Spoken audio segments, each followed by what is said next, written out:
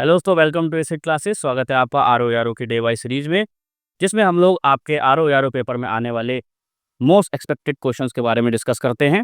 ये हमारी सीरीज का डे 7 है। डे 6 तक हम लोगों ने कंप्लीट कर लिया है। इसकी प्लेलिस्ट पूरी बनी हुई है। अगर आपने नहीं देखा है तो चैनल को सब्सक्राइब कर लो और प्लेलिस्ट जाके पूरी देख लो, जिसमें डे 6 तक हमने पूरा कवर किया हुआ है। आज ये डे 7 है, क्योंकि जैसा कि हम जानते हैं कि 27 जुलाई को आपके आर का पेपर शेड्यूल्ड है। तो आपके रिवीजन को स्ट्रॉन्ग करने के लिए और जो क्वेश्चन आप अपनी तैयारी के दौरान छोड़ दिए हैं या फिर आपने जिसको डिस्कस नहीं किया है, हम उन क्वेश्चन को डिस्कस करते हैं।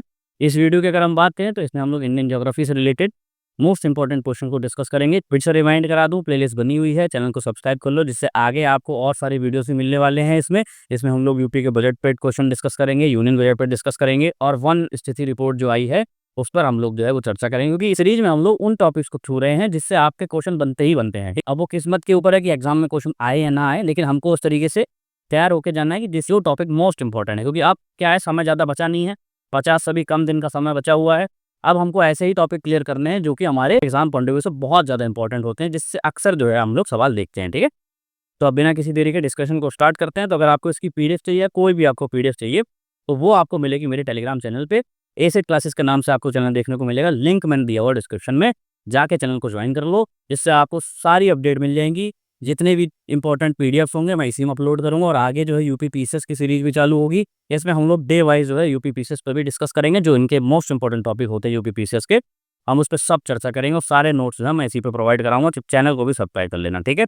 तो अब स्टार्ट करते हैं, देखते हैं कौन कौन से क्वेश्चन हमको डिस्कस करने हैं। तो सबसे पहला क्वेश्चन कह रहा है कि which of the following statement about the Mahanadi river is not correct. यहाँ पे महानदी रिवर के ऊपर एक क्वेश्चन है और आपको बताना है कि इसमें से कौन सा स्टेटमेंट जो है वो गलत है, सही नहीं है। ठीक है, पहला ऑप्शन कह रहा है कि it ranks first among peninsula rivers in flood producing capacity. ठीक है, सेकंड कह रहा है कि it drains into the Bay of Bengal, यानी कि ये बे ऑफ बंगाल में अपना पानी छोड़ती है।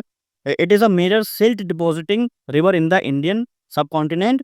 Hirakud dam is build on this river. ठीक है, तो यहाँ पे बता रहे हैं कि हीराकुंड बांध जो है इस रिवर पे बना हुआ है। तो इसका जो सही आंसर मैं बताऊं तो इसका सही आंसर होगा ऑप्शन नंबर ए। ये जो है फर्स्ट नहीं है, ये सेकंड है। ठीक है, पहली की अगर हम बात करते हैं तो पहली है गोदावरी रिवर जो है इस तरीके की है। सेकंड नंबर पे हमारी महानदी रिवर आती है। ठीक है, तो इसका जो सही आंसर होगा वो ऑप्शन नंबर ए, जो कि करेक्ट नहीं है। ये भी ध्यान रखना कि नॉट पूछा है कि नहीं पूछा है। कई बार नॉट ना देख के आप लोग आंसर गलत लगा दोगे। ठीक है, तो क्वेश्चन को थोड़ा सा ढंग से पढ़ लेना। बढ़ते हैं आगे। तो यहाँ पे कह रहा है कि which of the following landforms bound the Mahanadi river basin. अब महानदी रिवर बेसिन की अगर हम बात करें तो उसमें बताना है कि कौन सा लैंडफॉर्म जो है इसके अंतर्गत आता है। तो बेसिन से ऊपर बहुत सारे सवाल पूछे जा रहे हैं। गंगा नदी बेसिन पे पूछ चुका है, यूपी पीसेस पूछ चुका है, ठीक है, गोदावरी पे भी पूछ चुका है। तो बेसिन से रिलेटेड सवाल जो है यूपी पीसेस के थोड़े से इंपॉर्टेंट टॉपिक होते हैं, इसको हम लोग डिस्कस कर लेते हैं। तो यहाँ पे कह रहे हैं ईस्टर्न घाट, सेंट्रल इंडिया हिल्स, नैकाल रेंज और बिंद रेंज। ठीक है, तो इसका सही आंसर होगा, देखो ईस्टर्न घाट भी आता है, सेंट्रल इंडिया हिल्स भी आता है, अब मैकाल रेंज भी आता है। बिंदन रेंज जो है इसका पार्ट नहीं है।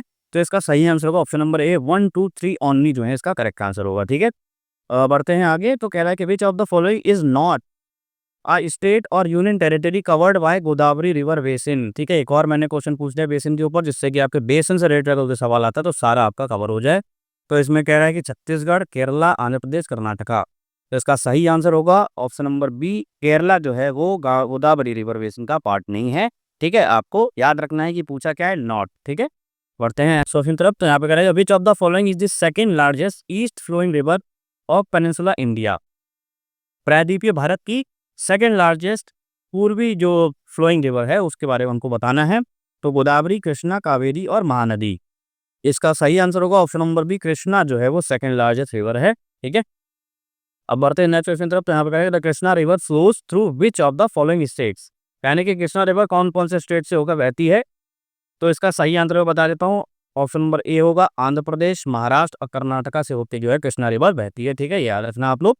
पढ़ते हैं नेक्स्ट क्वेश्चन तरफ। तो कह रहा है which monsoon provide rainfall to Kaveri basin. यानी कि कावेरी बेसिन में कौन सा मानसून जो है वो रेनफॉल लेके आता है। ऑप्शन ए कह रहा है कि only south west monsoon, option B north east monsoon, option C south west और नॉर्थ ईस्ट मानसून बोथ, या फिर ओनली रिट्रेटिंग मानसून, यानी कि लौटता जो मानसून होता है जिसको हम रिट्रेटिंग मानसून कहते हैं, वो जो है यहाँ पे रेनफॉल लेके आता है। तो इसका सही आंसर होगा option number C, south west और नॉर्थ ईस्ट दोनों मानसून जो है वो इस पे रेनफॉल लेके आते हैं। ठीक है, देखते हैं नेक्स्ट क्वेश्चन। तो कह रहा है where does the Pennar river originate. यानी कि पेन्नार रिवर जो है वो किस जगह से ओरिजिनेट होती है।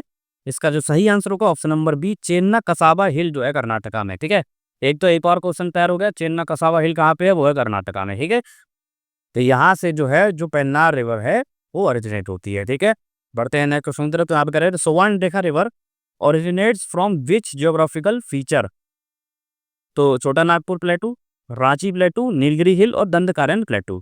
तो इसका सही आंसर होगा option number B, Ranchi plateau से जो है वो ओरिजिनेट होती है कौन सी रिवर, सुवर्णरेखा रिवर। ठीक है, याद रखना। बढ़ते हैं नेक्स्ट क्वेश्चन तरफ। तो कह रहा है कि the Brahmani river is formed by the confluence of which two rivers. यानी कि ब्रह्मानी रिवर जो है वो किन दो रिवर्स के मिलने से बनती है। Option A coil and Sankh नदी, option B Ganga and Yamuna, option C Krishna and Tungabhadra, option D Mahanadi and तेल।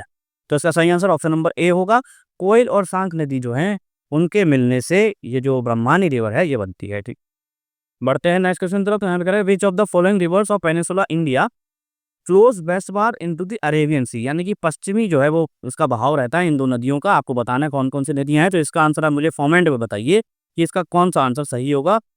ऑप्शन में बता देता हूँ, नर्मदा एंड गोदावरी, बी कह रहा है कि Tapi and Krishna, C Narmada and Tapi, D Mahanadi and Sabarmati. ठीक है, आपको इसका आंसर कमेंट में बताना है कि पता चले कि आप लोगों की तैयारी कितनी स्ट्रांग है और किसका सिलेक्शन होने के चांसेस ज़्यादा हैं। ठीक है, पढ़ते हैं नेक्स्ट क्वेश्चन की तरफ। तो यहाँ पे कह रहा है कि which of the following river is not west flowing. यहाँ पे याद रखना नॉट पूछा है भैया, नॉट का ध्यान रख लेना, कहीं पता चले आप गलत लगा दो कि मेरा तो सही था, पता नहीं आयोग ने गलत क्यों कर दिया। तो गलत इसीलिए कर दिया क्योंकि आपने नॉट नहीं पढ़ा था। ठीक है, तो ऑप्शन देख लेते हैं, माही, लूनी, साबरमती, कावेरी।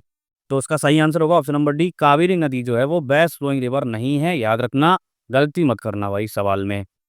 अब नेक्स्ट क्वेश्चन देख लेते हैं कि estuaries are formed at the mouth of which type of rivers in peninsula India. Estuary का निर्माण किस टाइप की रिवर के मुहाने पर होता है। Option A east flowing rivers, option B Himalayan rivers, option C river that flow through desert, west flowing rivers specially those flowing through hard rocks. ठीक है, इसका आंसर जो सही होगा ऑप्शन नंबर डी होगा। वेस्ट फ्लोइंग रिवर्स जो है basically एस्टुरी का निर्माण करती हैं, क्योंकि इसका कारण ये है ये हार्ड रॉक के थ्रू बहती हैं। ठीक है, ये असर्शन और जो रीजन वाले जो क्वेश्चन होते हैं उसमें भी इस तरीके के क्वेश्चन पूछ सकते हैं कि एस्टुरी का निर्माण जो है बेसिकली वेस्ट फ्लोइंग रिवर्स के मुहाने पर होता है। कारण पूछ लेगा कि स्पेशली दो फ्लोइंग थ्रू हार्ड रॉक्स। ठीक है, तो आपको लगा देना है कि कथन और कारण दोनों सही हैं। ठीक है, तो हालांकि इसका जो आंसर होगा ऑप्शन नंबर डी सही होगा। तो यहाँ पर हमने जो है सारे क्वेश्चन डिस्कस किए आज के। डे 7 था आज हमारा, डे 6 तक प्लेलिस्ट बनी हुई है, जाके प्लेलिस्ट देख लो। चैनल को जो है सब्सक्राइब कर लेना। वीडियो अच्छा लगा हो तो वही लाइक कर दो, शेयर कर दो ज़्यादा से ज़्यादा वीडियो को, चैनल को सब्सक्राइब कर लेना। ठीक है, अब मिलते हैं नेक्स्ट वीडियो में। Thank you so much, bye.